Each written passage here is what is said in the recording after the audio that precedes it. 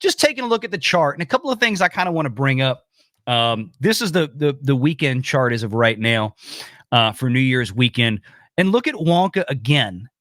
It's 33% over Christmas weekend, which is kind of what you'd expect because you had Christmas Eve in there, which is a terrible day. And I said, look, when this movie came out, I did a video a few weeks ago. Nobody cared about Wonka. Nobody really watched it. But I said in that video, I said, here's a movie that could very well, even with a very, it had a not very good start. I think, 20-30 million its opening weekend, maybe 30 million. I don't remember. We'll have to go back and look it up. I said, this thing could leg out very easily because of the time of year. It's a musical. It's got a guy that's very popular with the ladies leading this. And here we go. It's legged out. It's looking exactly like The Greatest Showman from 6-7 years ago with Hugh Jackman and Zac Efron. It's going to break 400 million. It's already pretty much there. This thing just does not die. I mean, you look at 39 million, on its opening weekend there, followed by 18, followed by 23. And that doesn't, 18 last weekend and 23 this weekend. So it's just cruising. Look at this. 8 million, 8 million, 8 million, 8 million, 8 million. It's crazy. Tom said that this was going to happen about 5-6 months ago, and I thought he was insane when he said this. Thank you, Mikey. Literally, it was like it was before the summer when we were doing. I think I haven't used The Greatest Showman as an example, but and you literally brought this up. He says, "Don't count this thing out. It could do well. In fact, it could be one of those that doesn't open great and sticks around week after week, month after month." And I laughed at you on that live stream. It was on Mead, and I'm like, "No way, this thing's gonna get buried."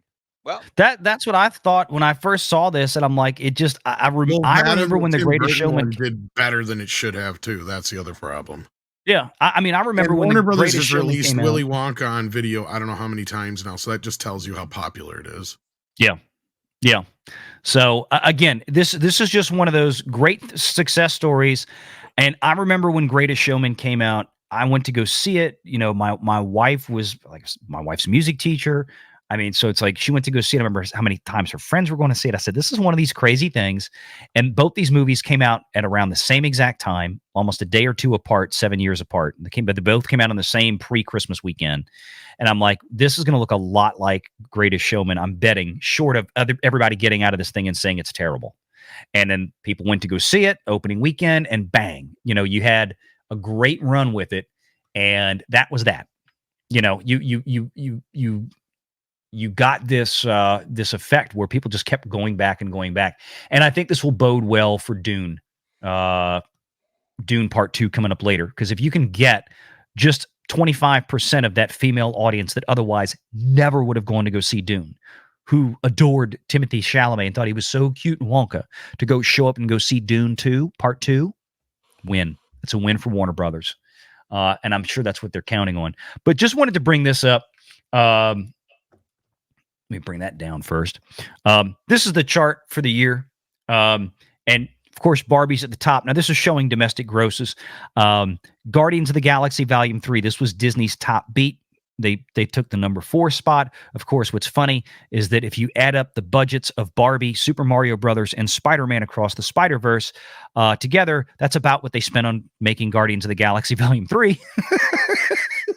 So just throwing that out there real quick. But Disney used to have, and this has I'm been sure one you're of going their to find problems. out that Little Mermaid cost a hell of a lot more to make than they had claimed originally. I think you guys. We already had some indication on that from what Forbes had tracked down, and we won't know the rest of it until, I would say, I got to go back. I can't remember when they filed that return, but probably summer of 24 to late 24. I don't remember when Sandcastle files, which is the production entity for The Little Mermaid. But yeah, I mean, it's probably going to go well past the $250 million. Now, it may net down. I think it's probably one of those things where they spent $300 million, but they got $50 million back in UK film tax credits. And I think they spent more than that. I bet because they did a lot of that fancy rigging and all that kind of stuff, and the movie's almost wall to wall CGI. Yeah, Yeah, exactly. But yeah, you look there and you see Guardians 3, you see Little Mermaid. Avatar was a spillover from the previous year. It's a James Cameron property that is distributed through one of Disney's subsidiaries because they bought Fox. Look at John Wick 4 and Sound of Freedom rounding out the top 10. How about that, folks? What did I tell you about Sound of Freedom? And a lot of people said I was crazy. I said that's the people that went to see that instead of Mission Impossible. Mm-hmm. And there's Indiana Jones down there. But you can see how kind of especially when you start taking in the budget numbers into account of what Disney spent. Yeah. Yeah. That's they don't come in until Transformers: Rise of the Beast. No, right here, Mission Impossible, Paramount, and then Transformers. Oh yeah, sorry, Mission Impossible. You're right. Yeah. You got those two there. Yeah, Paramount did not have a great year. I mean, no, they really did not. But then again, they also didn't have a lot of stuff. Now, when you go down, you'll find some other stuff that Paramount did, like Scream 6, that didn't have it did okay. Of course, it doesn't have a tremendous budget, but I mean, when you look at some of these things, Universal, Warner Brothers, they really won this year. This was their year. Sony did really well, but again, they don't have a whole lot of stuff. But I think pound for pound, in terms of budget, in terms of what you spent and the money that you returned. I don't know. Scream 6's budget was $35 million. I know that's low, but only making 100 like that means it was barely profitable. So that makes me wonder if Paramount's even going to bother trying to that's reconfigure Scream now. 168. Oh, altogether. So that's just that's on this chart. Unfortunately, this is just like what they show over here. This is just the domestic haul. So you have to, like Barbie. Barbie did 636 in the U.S. and Canada, but it did 1.5 or whatever it was globally. Right. I see it now. Yeah. The international haul. So yeah, 1.439. And then of course look, Spider-Man, 682 million on $100 million budget. Understand, but okay. I don't either, but yeah, there it is. Super Mario Brothers on 125 million budget. What Spider-Man reminds us. Mm-hmm. And let's go back to that list again. Yeah. Spider-Man and even Super Mario Brothers. Mm-hmm. You can make a not very good movie. Even with IP that has already been really played. Mm-hmm. You just can't make them so bad like Marvel has. And like Disney has. I mean, we're not looking at we haven't started really scrolling down yet what the fun's going to be, but that goes against some of what we were saying about, well, is that IP completely played out? It might not be. It goes. I think it was Tom's point that there's still value there if someone will sweep in and do things with some degree of rationality. I would agree. Yeah. I mean, I think that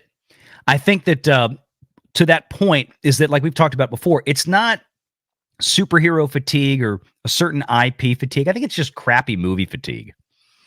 And especially, and it's not so much, Super Mario Brothers movie was it a masterpiece of filmmaking?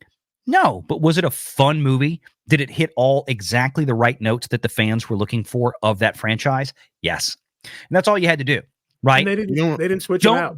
Don't disrespect the fans, right? Don't insult the fans.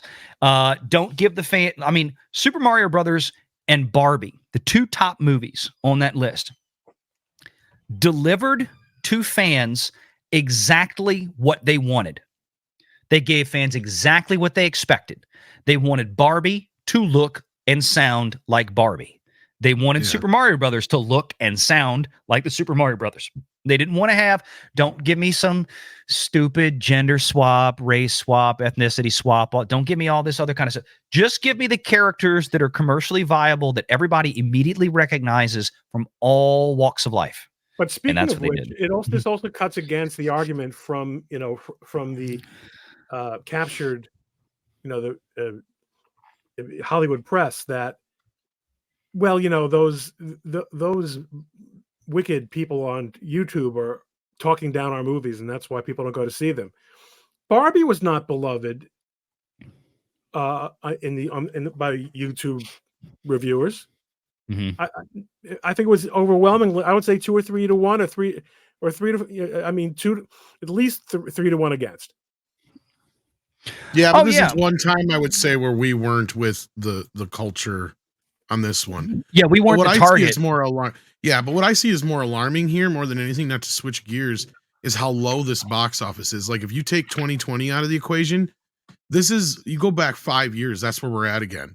And that doesn't even that's not if you factor in inflation, it's even worse. You'd probably have to go farther back. Barbie did good, but it didn't really do as good as even like it barely did better than Star Wars: The Last Jedi. There's nothing even tickling $1 billion movie here. That's what I'm saying here. Like it Right. did do $1 billion, but you had like Black Panther in 2018 did 700 just in the US alone, right? For Yeah, instance. well, yeah, it was more heavily And weighted to to- the U.S.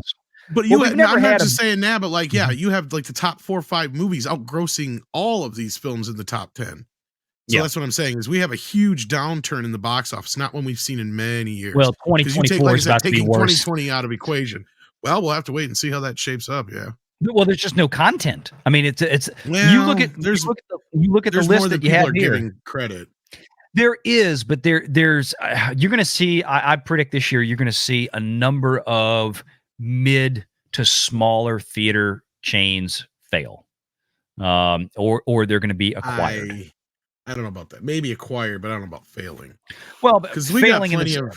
they're not going to be able to sustain themselves. They're not going to have the cash and the capital that an AMC and some of these. And again, AMC's in the catbird seat because of all the meme stocking that went on a couple of years ago, and they held on to a lot of cash. And I think 2024 is it's still going to be.